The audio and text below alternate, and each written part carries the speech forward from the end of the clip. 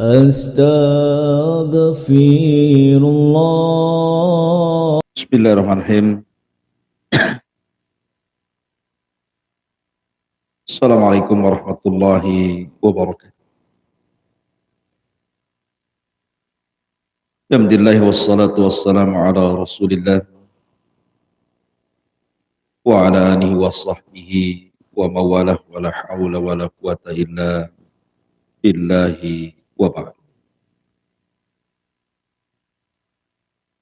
Alhamdulillah di pagi hari ini kembali kita bisa duduk untuk bertalabul ilmi.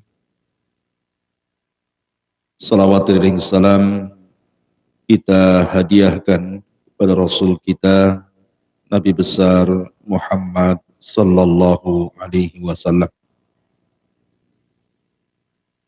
Dan kita masuk pada pembahasan akhir dari surah Al-Fatihah. A'udzubillahi minasyaitonirrajim. Bismillahirrahmanirrahim. Ihdinas siratal mustaqim. Siratal ladzina an'amta 'alaihim ghairil maghdubi 'alaihim waladdallin. Ya Allah, berikan hidayah kepada kami kepada jalan yang lurus, jalan yang dilalui orang-orang yang Kau beri nikmat kepada mereka, bukan jalan orang-orang yang dimurkai dan bukan pula jalan orang-orang yang disesatkan.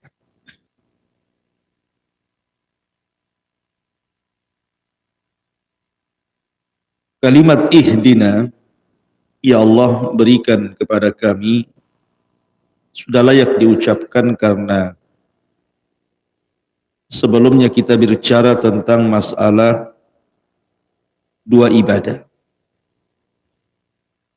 Pertama, al-ibadatu bil ilm, ibadah dengan ilmu, dan itu ada di 3 ayat pertama dalam surah Al-Fatihah. Alhamdulillahi rabbil alamin, ar-rahmanir rahim, maliki yaumiddin. Ini disebut al-ibadatu bil ilm, ibadah dengan ilmu, karena 3 ayat pertama dalam surah Al-Fatihah itu bicara tentang zat Allah dengan rububiyahnya, uluhiyahnya, asma wa sifatnya, terangkum dalam 3 ayat pertama surah Al-Fatihah. Kemudian yang kedua, al-ibadatu bil amal, baru menjelaskan ibadah dengan amal. Iyyaka na'bud, hanya kepadamu ya Allah kami beribadah. Salat, puasa, zakat, haji. Innas salati wa nusuki wa mahyaya wa mamati lillahi rabbil alamin. Baru kemudian bicara tentang doa. Doa al-isti'anah. Karena hanya dengan isti'anah ibadah itu bisa terlaksana. Tidak mungkin Anda datang ke masjid ini, sholat subuh kemudian ngaji kalau tidak ada isti'anah, pertolongan Allah. Karena pertolongan Allah lah Anda bisa duduk di sini. Artinya bahwa doa isti'anah hanya meminta pertolongan kepada Allah Azza wa Jalla, disebut setelah al-ibadatu bil ilmi, kemudian al-ibadatu bil amali. Dan seafdol-afdolnya doa isti'anah adalah meminta hidayah. Makanya Allah mengatakan ihdina as-siratal mustaqim. Sebaik-baik doa minta hidayah. Makanya ketika kita membahas tentang doa sapu jagat yang sering dibaca, Rabbana atina fid dunya hasanah wa fil akhirati hasanah wa qina adzabannar. Doa ini 2/3 bicara tentang akhirat, dan hanya 1/3 bicara dunia. Rabbana atina fid dunya hasanah. Ya Allah, berikan kepada kami dunia yang baik. 1/3 bicara dunia. Tapi lihat 2/3-nya. Wa fil akhirati hasanah wa qina adzaban. 2/3 bicara akhirat. Dan berikan kepada kami akhirat yang baik dan jauhkan kami dari azab neraka. Dua-duanya akhirat. Karena sebaik-baik doa itu adalah meminta hidayah. Dan hidayah maksudnya yang bisa menyelamatkan kita bukan hanya di dunia tetapi di akhirat. Yang disebut siratal mustaqim adalah hidayatul Islam. As-sirat al-mustaqim di sini maksudnya hidayatul Islam. Kenapa hidayatul Islam adalah senikmat-nikmatnya hidayah? Karena Allah yang katakan dalam surah Al-Maidah, al-yawma akmaltu lakum dinakum wa atmamtu alaikum ni'mati wa raditu lakumul Islam madinah. Pada hari ini aku sempurnakan kepada kalian agama kalian, aku sempurnakan nikmatku untuk kalian, dan aku redha Islam itu sebagai agama kalian. Dan ketika kita membahas masalah sirat, secara bahasa sirat itu kan jalan. Dan di sini harus disifati dengan al-mustaqim yang lurus. Artinya bukan jalan yang bengkok. Karena jalan itu harus lurus. Yang kedua, yang namanya jalan itu harus menyampaikan ketujuan. Orang berjalan itu harus sampai di tujuan. Kalau tidak sampai di tujuan bukan jalan namanya.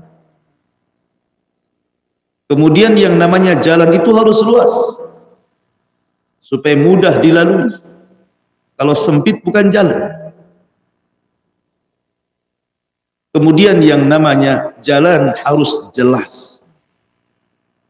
Makanya Nabi SAW suatu ketika pernah mengumpulkan para sahabat kemudian menggaris di tanah. Kata Nabi SAW, inilah jalanku yang lurus. Rasul menggaris satu garis lurus, kemudian mengatakan inilah jalan Allah yang lurus. Setelah itu Rasul membuat garis di tepi kanan dan kiri dari jalan yang lurus itu, dan mengatakan ini jalan setan. Rasul mengatakan hadihi sabili, inilah jalanku yang lurus, fattabi'uh, ikuti, wala tattabi'us subul, tapi kalian jangan mengikuti banyak jalan yang ke kiri ke kanan itu, dan akan menyesatkan kalian. Jadi jalan itu harus terang. Selain jalan itu harus lurus, jalan itu harus luas, jalan itu harus menyampaikan ke tujuan, jalan itu harus terang. Dan itulah gambaran Islam. Islam itu jalan yang lurus. Islam itu jalan yang akan menyampaikan kita ke surga. Islam itu jalan yang luas, yang mudah, dan Islam itu jalan yang terang. Makanya Nabi mengatakan taraktukum alal baydah, tinggalkan kalian di atas terang benderang, lailuha kanahariha, malamnya seperti siangnya, la yazigu anha illa halik, tidak mungkin orang tersesat kecuali pasti binasa. Ihdinas siratal mustaqim. Hidayah itu terbagi menjadi dua. Ada namanya hidayatul irsyad, ada namanya hidayah at-taufiq. Hidayatul irsyad semua orang bisa melakukannya. Karena hidayatul irsyad itu artinya menunjukkan kepada manusia inilah yang halal, ini yang haram, ini yang baik, ini yang tidak baik, ini yang taat, ini yang maksiat, ini yang sesuai sunnah, ini yang bukan, ini yang syirik, ini yang tauhid. Menyampaikan kebenaran itu disebut hidayatul irsyad. Tetapi menerima kebaikan, menerima hidayah, menerima nasihat, itu disebut taufik. Karena tidak semua orang yang didakwahi itu menerima. Nabi SAW adalah orang yang paling baik dalam menyampaikan dakwah. Tidak ada manusia yang lebih baik dalam menyampaikan dakwah dibandingkan Nabi. Tetapi lihat yang menerima dakwah, tidak semua menerima. Ada yang menolak, ada yang menerima. Bahkan di permulaan dakwah lebih banyak yang menolak dibandingkan yang menerima. Ya, karena hidayah itu milik Allah. Bahkan orang yang paling mencintai Nabi SAW, Abu Talib, harusnya orang yang pertama kali menerima hidayah. Tapi karena taufik datang dari Allah, Abu Talib sampai akhir hayatnya tidak mengucapkan la ilaha illallah. Mati kafir. Padahal orang yang paling mencintai Rasul dan dicintai Rasul. Abu Sufyan, orang yang paling memusuhi Nabi SAW, dialah yang mendanai seluruh peperangan dalam Uhud dan menang, dan selalu menyakiti Nabi SAW. Dia dan orang-orang yang terhasut dengan kata-kata. Tapi karena hidayah milik Allah, Abi Sufyan masuk Islam ketika Fathu Mekah. Awalnya Nabi SAW enggan menerima Islamnya Abu Sufyan. Kenapa? Karena teringat dengan kebencian dia dulu waktu di permulaan dakwah kan. Kemudian dia meminta saran kepada Ali radhiyallahu anhu. Bagaimana caranya aku harus bicara dengan Nabi supaya Nabi menerima diriku dan menerima keislaman. Maka Ali radhiyallahu anhu mengatakan, kalau engkau berjumpa dengan Nabi, ucapkan seperti yang diucapkan saudara-saudara Yusuf kepada Yusuf. Ucapkan kepada Rasul. Akhirnya kemudian dia datang menemui Nabi SAW. Kemudian dia mengucapkan ucapan yang pernah diucapkan saudara-saudara Yusuf yang pernah menzalimi Nabi Yusuf. Kemudian menyesal, ngomong di hadapan Yusuf, mengakui kesalahannya. Maka Nabi SAW pun akhirnya mengucapkan persis yang diucapkan Nabiullah Yusuf, la tathriba alaikumul yaum yaghfirullahu lakum wa huwa arhamur rahim. Tidak ada celaan pada hari ini untuk kalian. Allah sudah mengampuni dosa kalian dan dia zat yang maha pengasih dari seluruh hamba-hamba Allah yang pengasih. Masuk Islam Abu Sufyan adalah orang yang memusuhi Nabi, karena hidayah itu milik Allah. Ihdinas siratal mustaqim. Karena hidayah itu milik Allah, makanya diminta. Pertanyaan pun muncul. Kenapa Nabi SAW pun diperintahkan dalam salat membaca surah Al-Fatihah, kemudian mengucapkan kalimat ihdina? Bukankah Nabi SAW adalah orang yang paling menerima hidayah? Bukankah hidayah kita lewat Nabi SAW? Kenapa pula Rasul pun mengucapkan ihdina? Kata para ulama tafsir, karena kalimat ihdina itu memiliki 3 makna. Makna yang pertama, ihdina itu artinya sabbitna, ya Allah tetapkan diri kami di jalanmu yang lurus. Makanya doa yang paling banyak diucapkan Rasul apa? Ya muqallibal qulub tsabbit qalbi ala dinik. Wahai zat yang membolak-balikan hati, tetapkan hatiku di atas ketaatan kepadamu. Sampai-sampai Ummu Salamah kalau tidak salah bertanya, ya Rasulullah, kenapa engkau selalu mengucapkan kalimat itu, ya muqallibal qulub, zat yang membolak-balikan hati? Karena Rasul mengatakan karena hati seseorang itu pada genggaman jari jemari Ar-Rahman, yuqallibuhu kaifa syaa. Allah bisa membolak-balikan sesuka Dia.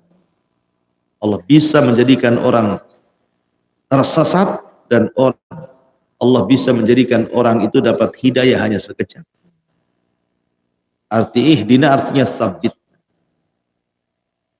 Ada juga yang mengatakan arti ihdina itu artinya zidna.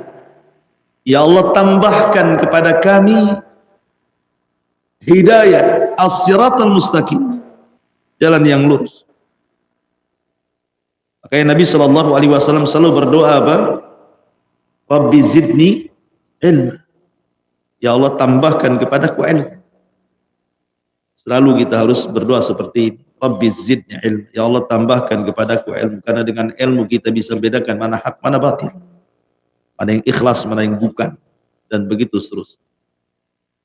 Ada juga kemudian mana ihdina itu artinya ya Allah, berikan hidayah kepada kami sebagaimana hidayah yang kau berikan sebelumnya. Istiqomah. Itu diantara makna ihdina as-siratal mustaqim, siratal ladzina an'amta alaihim, jalan orang-orang yang telah kau beri nikmat kepada mereka. Siapa orang-orang yang telah Allah berikan nikmat itu? Allah jelaskan dalam ayat yang lain. Wa man yuti'illaha war rasul faulaika ma'alladzina an'ama Allahu 'alaihim minan nabiyyina was-siddiqina wasyuhada'i was-shalihin wa hasuna ulaika rafiqa. Ada seorang sahabat namanya Thauban.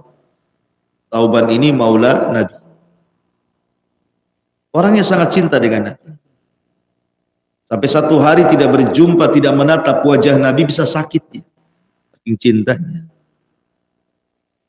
Sampai suatu saat Rasul safar jihad, berhari-hari Thauban tidak menatap wajah Rasul karena kebetulan dia tidak ikut jihad karena sebuah alasan, sehingga dia merasa sakit sampai jatuh sakit karena kerinduan dia kepada Nabi SAW. Tidak bisa bangun sampai Rasul datang dari safarnya, kemudian menemui Thauban dan mengatakan, masya'uka ya Thauban, kenapa engkau Thauban? Maka Nabi Thauban mengatakan, ya Rasulullah, inni uhibbuk, sesungguhnya aku sangat mencintai dirimu. Satu hari saja aku tidak menatap wajahmu, beginilah kondisiku. Dan semakin berat kecintaanku kepadamu ya Rasulullah, kalau aku mengingat kematianku dan kematian dirimu. Kalau kita dua-duanya diwafatkan ya Rasul, aku yakin kau akan berada di surga yang paling tinggi. Kalaupun aku masuk surga, pasti aku berada di surga yang paling rendah. Macam mana aku bisa berjumpa denganmu? Sementara aku tidak berjumpa satu hari saja bisa sakit. Maka Rasul terdiam sampai turun ayat surah An-Nisa 6:9.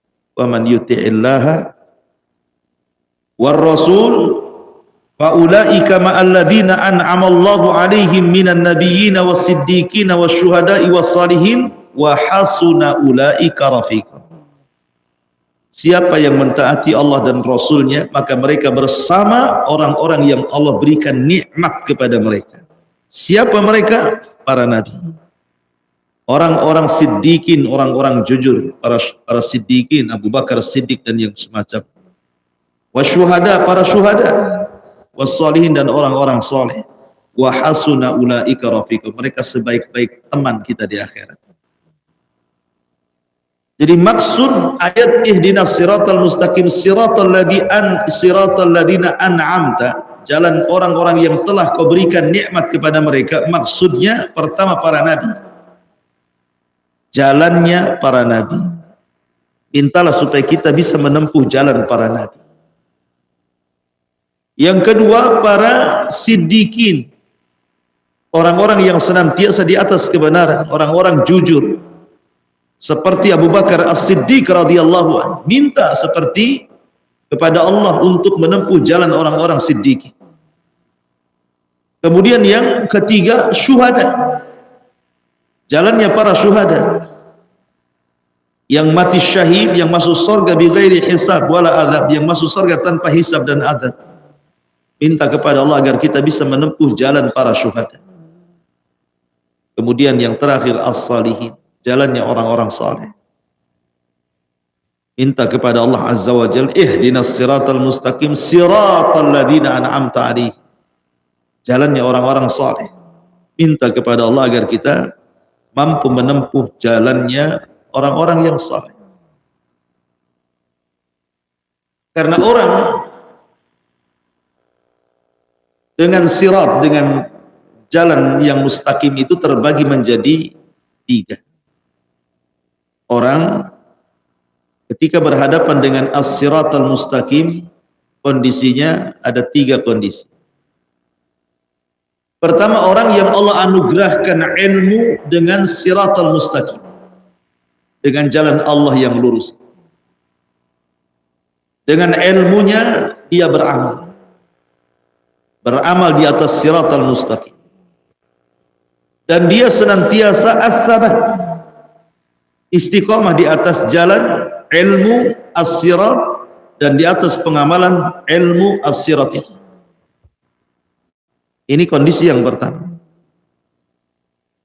Kondisi yang kedua, orang yang memiliki pengetahuan as-siratal mustaqim, jalan Allah yang lurus, tetapi dia tidak sabat, tidak istiqamah. Terkadang dia istiqamah, terkadang tidak. Qala ta'amalan salihan wa akhara sayyi'an. Dia mencampur adukan, terkadang yang baik, terkadang yang buruk. Tidak istiqamah. Kemudian yang ketiga, orang yang diberikan pengetahuan ilmu siratal mustaqim, jalan Allah, dan dia tidak mengamalkan, apalagi istiqamah. Dan itulah yang disebutkan di dalam Al-Quranul Karim, tiga kelompok. Yang pertama, wa minhum muqtasid sabiqum bil khairat, wa minhum muqtasid, wa minhum zalimun li nafsi. Ada orang yang disebut dengan sabiqun bil khairat, orang-orang yang berlomba-lomba dalam kebaikan. Mereka lah orang-orang yang senantiasa melaksanakan kewajiban-kewajiban Allah, meninggalkan yang diharamkan Allah, dan menambah dengan yang sunnah-sunnah dan istiqamah di situ. Nah, mereka sabiqum bil khairat. Kemudian ada juga muqtasid, yang kedua, orang yang menjalankan kewajiban Allah dan orang yang berusaha menghindar dari yang dilarang oleh Allah Azza wa Jalla, tetapi dia tidak menjalankan sunnah-sunnahnya. Dan ada yang ketiga, zalimul li nafsi, zalim kepada dirinya, meninggalkan yang wajib, terkadang melanggar yang haram, apalagi mau menjalankan sunnah, yang wajib saja diremehkan. Itu zalimul li nafsi. Itulah kondisi manusia dengan as-siratal mustaqim. Masyarul muslimin yang dimuliakan Allah Azza wa Jalla. Atau pembagian yang lainnya, di mana orang dengan siratal mustaqim ini, kalau kita banding dengan agama-agama di luar daripada Islam, kita tahu bahwa orang-orang Yahudi, mereka memiliki kecerdasan yang tidak dimiliki umat yang lain, tapi mereka tidak pernah mengamalkan kecerdasan. Alimun bi ilmihi walam ya'mal bi, punya ilmu tapi tidak diamalkan. Itulah orang-orang Yahudi. Kemudian yang kedua, Nasrani, jahil tetapi ya'mal bihi, tidak tahu pengetahuan tetapi dia mengamalkan. Tidak punya ilmu tapi rajin beramal. Adapun Islam tengah-tengah antara Yahudi dan Nasrani, berusaha berilmu dan berusaha beramal. Makanya nanti di ujung ayat Allah mengatakan ghairal maghdub, bukan seperti orang-orang yang dilaknat, maksudnya Yahudi, waladhdallin, bukan seperti orang-orang tersesat, maksudnya Nasrani. Kenapa Yahudi al-maghdub? Karena mereka punya ilmu tidak diamalkan. Kenapa pula Nasrani disebut adh-dhalin, tersesat? Karena tidak punya ilmu, rajin pula beramal. Maka Islam tengah-tengah di antara al-maghdub dan juga dhalin, berilmu dan berusaha untuk mengamalkan. Ihdinas siratal mustaqim siratal ladzina an'amta alaihim. Di sini Allah Subhanahu wa taala menyebut kalimat an'amta alaihim, yang telah kau beri nikmat atas mereka. Di sini nikmat dinasabkan kepada Allah. Yang telah engkau beri nikmat, artinya nikmat ini dinasabkan kepada Allah. Dan itu sebaik-baik adab. Kalau kita diberikan nikmat, nasabkan nikmat ini kepada Allah.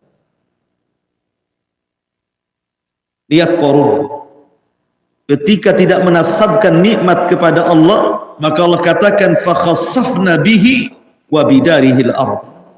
Kami tenggelamkan Qarun beserta seluruh kekayaannya. Kenapa? Karena Qarun tidak pernah menasabkan nikmat kepada Allah. Ketika Musa mengutus orang pemungut zakat untuk mengambil zakat dari Qarun, apa kata Qarun? Innama utitu min ilmin indi. Kekayaan yang kurang itu karena kecerdasanku. Dia bilang begitu. Aku kaya itu karena kemampuanku. Aku kaya itu karena pendidikanku. Aku kaya itu karena kecerdasanku, karena pengetahuanku. Orang tidak menasabkan kekayaannya kepada Allah. Dia tidak paham kalau kecerdasan juga datang dari Allah. Ketika dia menasabkan bahwa kekayaan itu bukan dari Allah tetapi dari pengetahuannya, makanya Allah Subhanahu wa taala tenggelamkan Qarun. Fa khassafna bihi wa bidarihil ardh. Kami tenggelamkan Qarun beserta seluruh kekayaan. Makanya kalau ada korek-korek dapat emas itu bilang harta Qarun katanya. Kamu dompet aja harta Qarun. Padahal di atas bumi. Tapi lihat Nabi Allah Sulaiman alaihi assalam.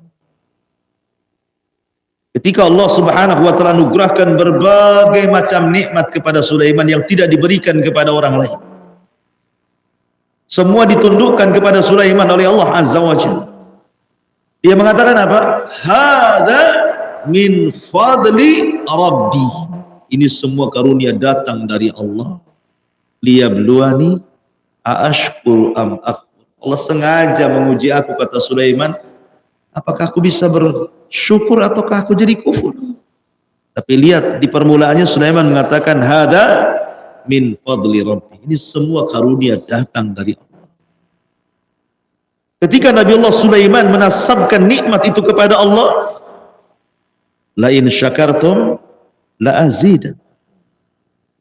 Kalau engkau melakukan perbuatan syukur, ku tambah. Wala in kafartum ya Qarun inna adzabi lasyadid. Azabku sangat pedih sekali. Maka nasabkan nikmat itu kepada Allah. Kemudian setelah itu gunakan karena Allah. An'amta alaihim. Orang yang kau berikan nikmat alaihim, atas mereka.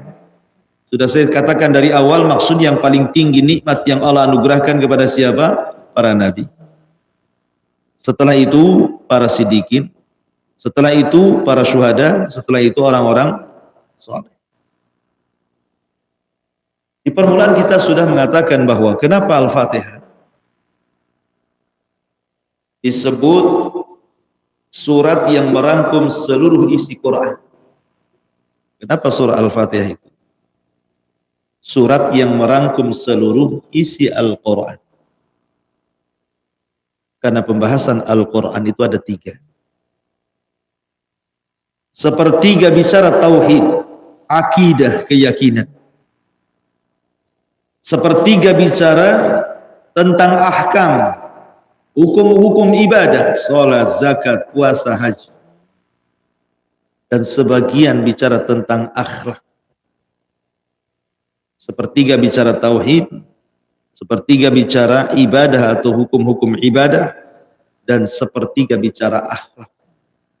Dan akhlak itu diambil dari qasasul anbiya, kisah-kisah para nabi, kisah-kisah para sahabat.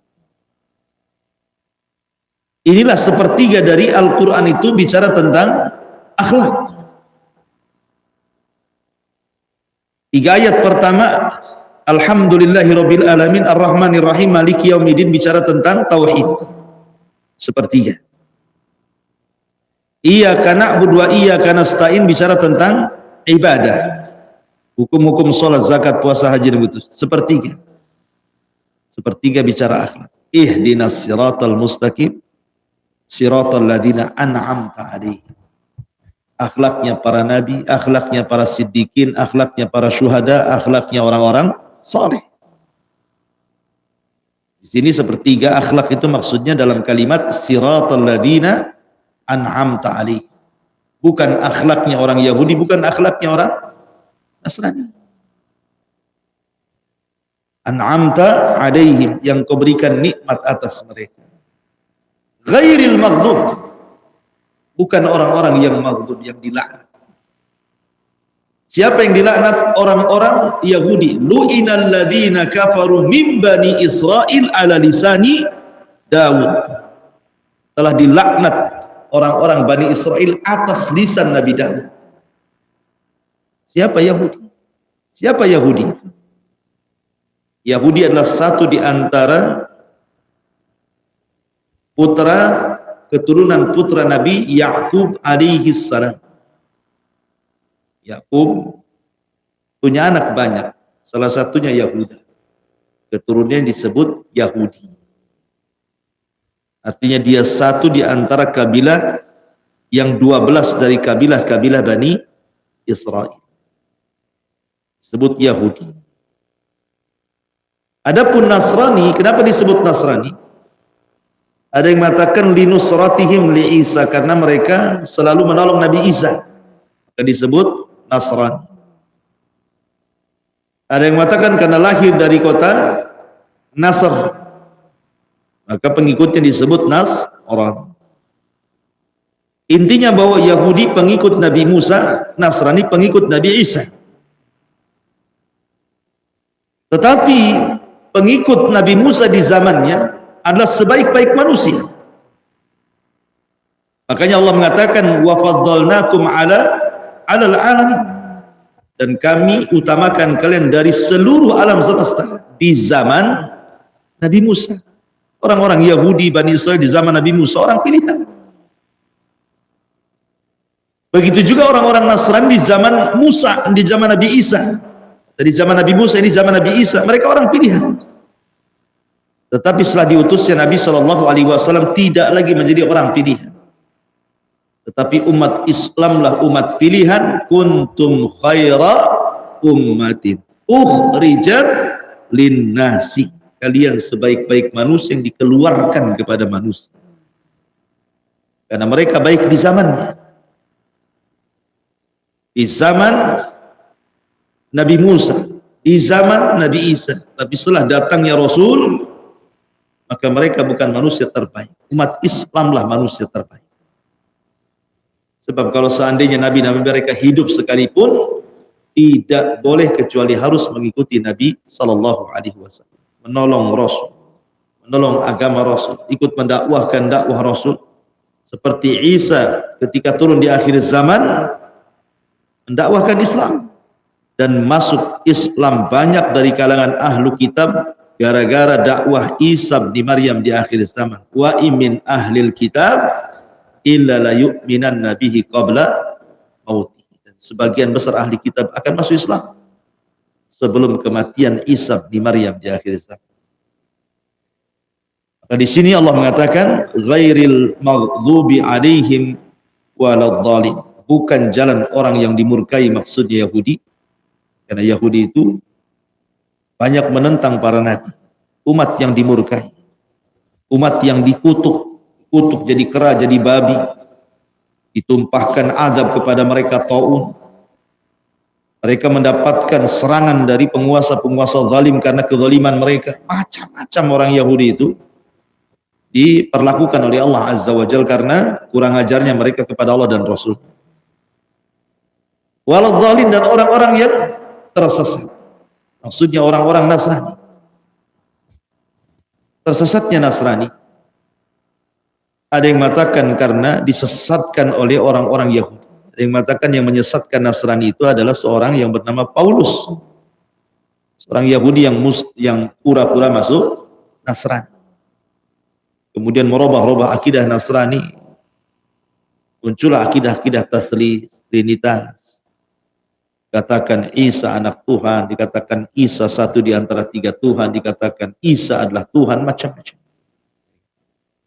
Padahal di awalnya mereka adalah ummatan wahidah, umat bertauhid. Tapi akhirnya kemudian setelah 300 tahun wafatnya Isa bin Maryam, mulailah kemudian terjadi penyimpangan sampai hari ini. Maka Islam adalah agama yang betul-betul di atas tauhid, di atas hidayah, ihdina as-sirat al-mustaqim. Wallahu a'lam. Ini di antara tafsir singkat dari surah Al-Fatihah dengan berakhirnya kalimat ihdinas siratal mustaqim siratal ladzina an'amta 'alaihim ghairil maghdubi 'alaihim waladdallin. Berarti berakhir pula tafsir singkat daripada surah Al-Fatihah. Dan insyaallah kita masuk nanti besok pada surat yang paling akhir daripada juz am. Jadi sekarang awal, besok akhir. A'udzu birabbin nas, habis itu selesai awal dengan akhir. Sudah ya. Wallahu a'lam bishawab. Ini yang bisa sampaikan karena di YouTube tidak ada yang bertanya. Tidak ada manfaatnya. Subhanallah, alhamdulillah. Asyhadu an la ilaha illa anta astaghfiruka wa atubu ilaik. Allahu taala alam. Assalamualaikum warahmatullahi wabarakatuh.